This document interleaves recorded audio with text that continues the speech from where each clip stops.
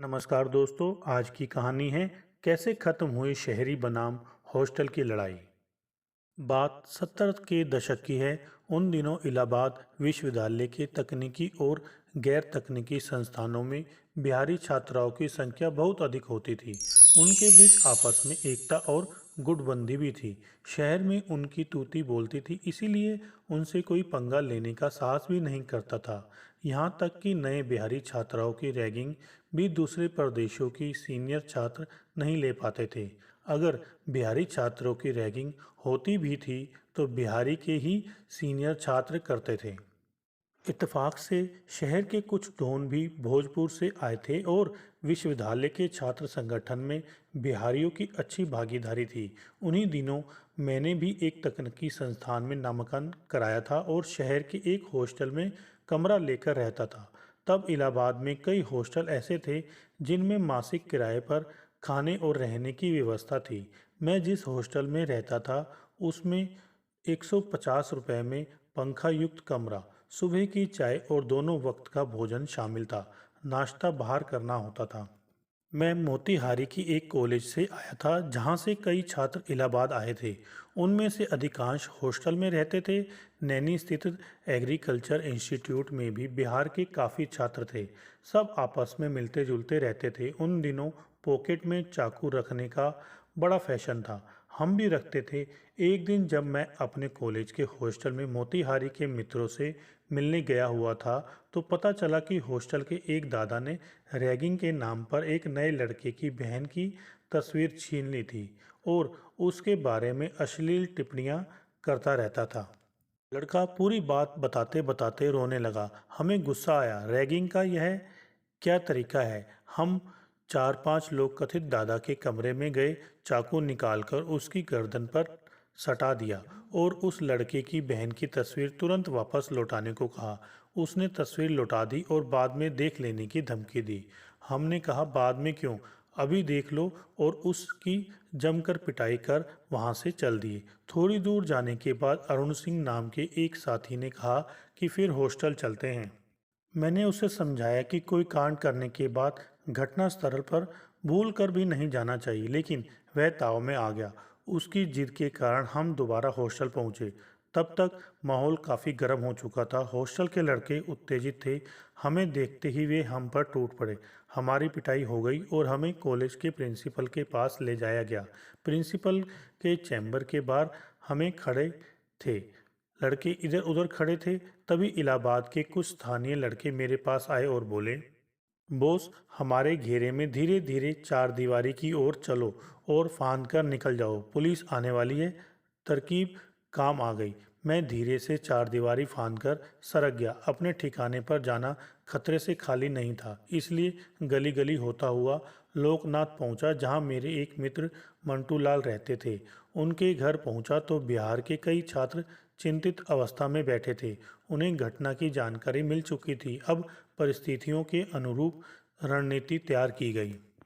अजीत लाल ने यह सुझाव दिया कि हॉस्टल के युवा लड़के शहर में जहां भी दिखे उनकी पिटाई की जाए और अपना आवागमन गलियों के जरिए किया जाए।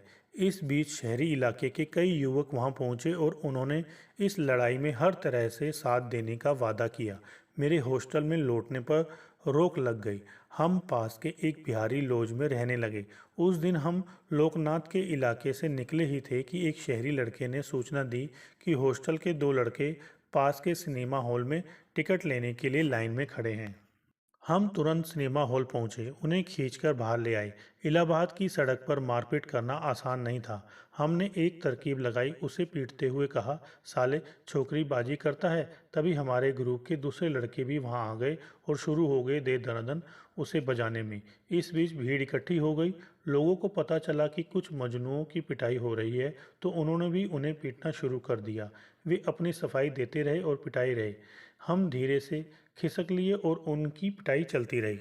इस बीच शहरी लड़कों की सूचना पर हमने उस शाम 7 से 10 लड़कों की इसी तर्ज पर पिटाई कर दी। अब लड़ाई शहरी बनाम हॉस्टल में तब्दील हो चुकी थी। हम लोगों को चारों तरफ तलाश हो रही थी, लेकिन हम छापामार तरीके से हमला करके फिर गायब हो जा रहे थे। अगले दिन से हॉस्टल के लड़कों का शहर में निकलना बंद हो गया। वे हॉस्टल में नज़रबंद हो गए।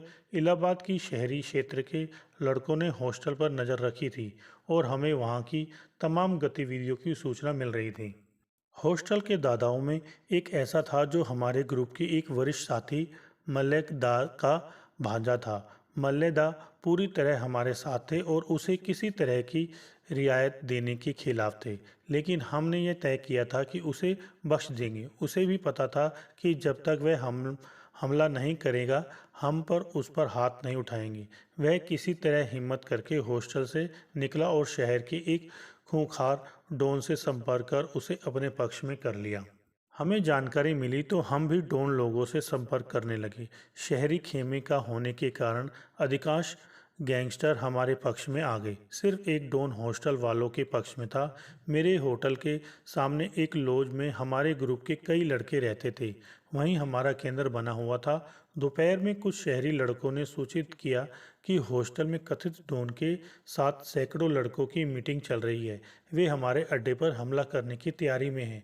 प्रशांत और अजीत लाल ने पूछा, तुम कितने लोग हो? उसने बताया, हम 5-6 लोग हैं। ठीक है, ऐसा करो कि 2 लोग मीटिंग में घुस जाओ और अफवाह फैलाओ कि हम लोग छत पर बंदूक, राइफल और बम लेकर बैठे हैं। आज भयंकर कांड होने वाला है। 2 लोग हॉस्टल से यहाँ तक के बीच में खड़े रहना और इसी बात को दोहराना तरकीब काम कर गई। सभा स्थल पर ही इस अफवाह ने इतना असर दिखाया कि 70% छात्र किसी न किसी बहाने खिसक गए। दूसरे गुट ने जब तेजी से आकर यही बात दोहराई तो फिर भगदड़ मच गई। शेष बचे सिर्फ डॉन और मल्ले चाचा के रिश्तेदार। वे भी हमारे केंद्र से 100 गज की दूरी पर तीसरे प्रोपेगेंडा एजेंट के आगे घिघियाते हुए बोले, उन लोगों को जाकर कहो कि हम लोग समझौता करना चाहते हैं। उसने आकर बताया कि उनकी हालत खराब है। इस बीच शहर के सबसे बड़े डॉन हमारी सुरक्षा में हमारे अड्डे से थोड़ी दूरी पर जीप लगाकर हथियारों के साथ मौजूद थे। कुछ बड़े डॉन हमारे बीच आकर बैठे थे। यूनिवर्सिटी के कुछ बड़े छात्र नेता भी हमारे बीच थे। कहा गया कि उन्हें बुला लाओ। उनके पक्ष के डॉन तो अपने बड़ों की उन इलाके में चहलती देखकर खिसक लिए। मल्ले चाचा के भांजे अकेले लॉन्ज में आए हमसे समझौते की कई शर्तें रखी। पहली, मुकदमा बिना शर्त वापस लो। दूसरी, हॉस्टल के वे लड़के जो हमारे साथ थे उन्हें सम्मान के साथ वापस बुलाया जाए। उन पर कॉलेज प्रबंधक किसी तरह की दंडात्मक कार्रवाई ना करे। बोस लोगों ने भी अपनी तरफ से शहर में शांति बनाए रखने के लिए एक शर्त रखी कि दोनों पक्ष इलाहाबाद शहर के अंदर आपस में टकराव नहीं करेंगे।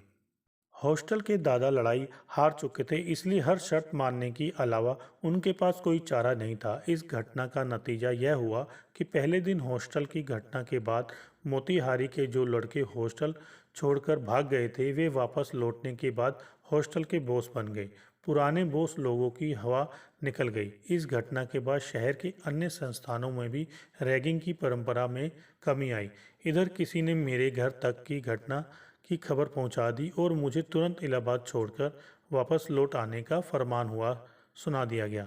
इलाहाबाद में लंबे समय तक यह लड़ाई चर्चा का विषय बनी रही।